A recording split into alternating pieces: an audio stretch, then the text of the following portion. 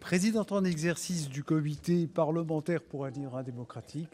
Je lui passe et la parole et le témoin. Allez, c'est bon ça. Merci en tout cas. Bonjour Madame Rajavi, ravie de vous retrouver ici. Mesdames et messieurs, autour de cette table, bonjour. Cette salle est pleine et c'est impressionnant. Je crois que c'est la première fois que nous avons une salle aussi pleine. J'en suis presque émue.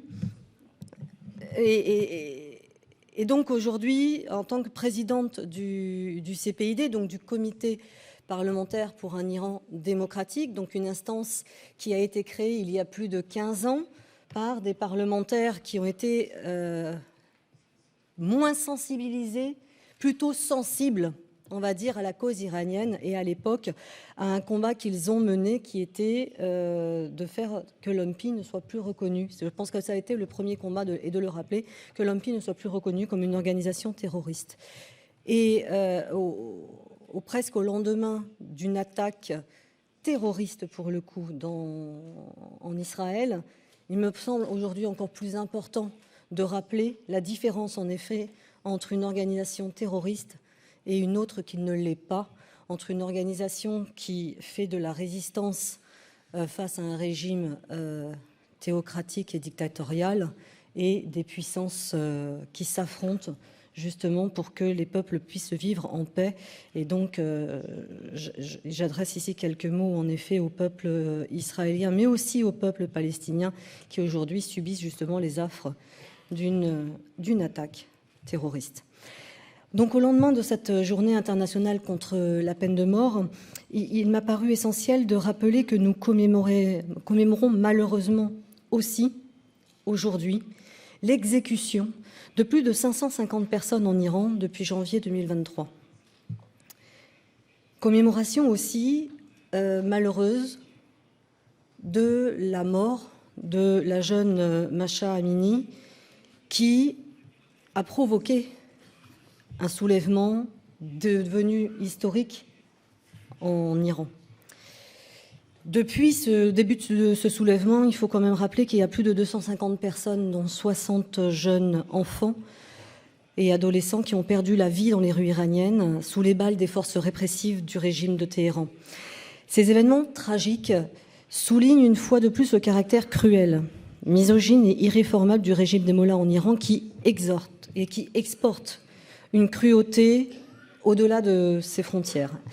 Les femmes et les jeunes sont particulièrement touchés par cette oppression brutale. Un exemple alarmant encore est celui de la jeune Armita Garavan, une jeune fille seulement de 16 ans qui a été plongée dans le coma après avoir été bousculée, mais je mets des gros guillemets quand je parle du mot bousculée, par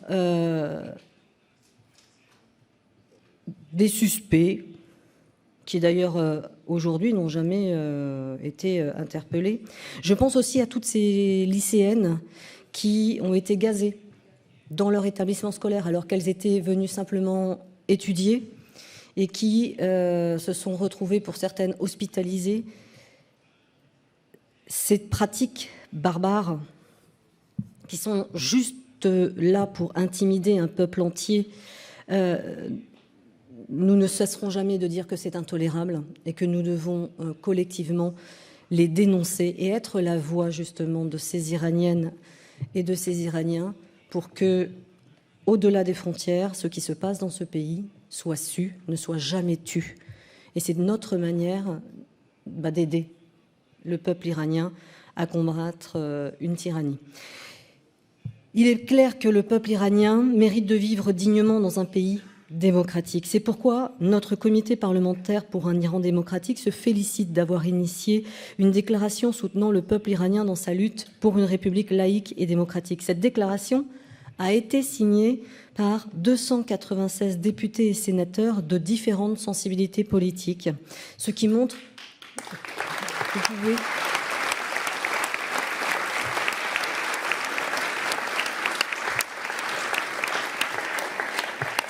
Ce qui montre un large soutien des parlements français à cette volonté de changer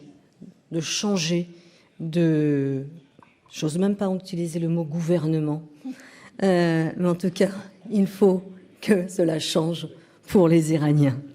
Je tiens à préciser des éléments de cette déclaration qui donnent aussi quelques perspectives pour un Iran libéré de la dictature religieuse. Je cite mes collègues parlementaires, voilà en fait les propos qu'ils ont signés. Voilà ce qui était écrit dans cette déclaration de soutien. Première phrase importante, le peuple iranien a clairement indiqué qu'il rejette toute forme de dictature, qu'il s'agisse du Shah déchu ou du régime théocratique actuel, et rejette toute association avec l'un ou l'autre. Une autre de ces phrases importantes, c'est nous rappelons ici l'importance du droit des peuples à disposer d'eux-mêmes et considérant qu'il appartient au peuple iranien de choisir son avenir. Nous partageons les valeurs républicaines telles que des élections libres, la liberté de réunion et d'expression, l'abolition de la peine de mort, l'égalité des sexes, la séparation de la religion et de l'État, le droit à l'autonomie des minorités ethniques iraniennes et un Iran non nucléaire. Je pense que cette liste, Madame Rajavi, vous parle beaucoup. Parmi les signataires, nous sommes fiers de voir des présidents de groupes politiques, des secrétaires généraux de partis politiques, des présidents de commissions, devenus aujourd'hui secrétaires d'État, plusieurs anciens ministres. Cela témoigne de l'engagement et de la solidarité envers le peuple iranien dans sa quête de liberté et de respect des droits de l'homme et de la femme. Les femmes iraniennes, justement, ont joué un rôle crucial dans cette lutte. Leur esprit combatif et leur dévouement remarquable sont le fruit de 4 décennies de résistance face à l'oppression. Elles ont montré une détermination sans faille, malgré les difficultés et les répressions auxquelles elles sont confrontées quotidiennement. Le feu de la révolution couvre en Iran, malgré les exécutions, les tortures, les menaces, les violences, les intimidations. Je dirais même que les femmes iraniennes sont le brasier sous la cendre. Nous croyons fermement en un avenir meilleur pour l'Iran, un avenir où les droits de l'homme, et particulièrement des femmes, la démocratie et la laïcité seront respectés, un État où la peine de mort sera abolie. Bien sûr, nos avancées et nos progrès ont suscité des réactions de la part de ceux qui préfèrent la complaisance envers les mollahs ou qui souhaitent un retour à l'ancienne dictature. Cependant, notre comité parlementaire reste résolu à soutenir la lutte des Iraniens et des Iraniennes dans leur recherche de démocratie, de liberté, d'égalité des droits entre femmes et hommes, comme entre les différentes ethnies qui composent la société iranienne. Il me semblait important de rappeler cela aujourd'hui et de rappeler cela au moment où, en effet, je l'ai dit au début de mes propos, nous commémorons donc cette journée internationale de lutte contre la peine de mort. Parce qu'avant de lutter contre la peine de mort et de se dire que la peine de mort est quelque chose de complètement inhumain, il ne faut pas oublier qu'aujourd'hui, même dans nos sociétés dites démocratiques et modernes, elle est constamment remise en question. Constamment, il y a des gens aujourd'hui qui se disent, pour telle ou telle raison, il faudrait peut-être réhabiliter la peine de mort. Lorsqu'on est humain, quelles que soient nos croyances ou nos non-croyances, l'humanité, la fraternité et le respect de l'homme dans ce qu'il est véritablement ce qui doit prévaloir. Et c'est malheureusement ce qu'a oublié depuis bien trop longtemps le régime théocratique de Téhéran. Je vous remercie.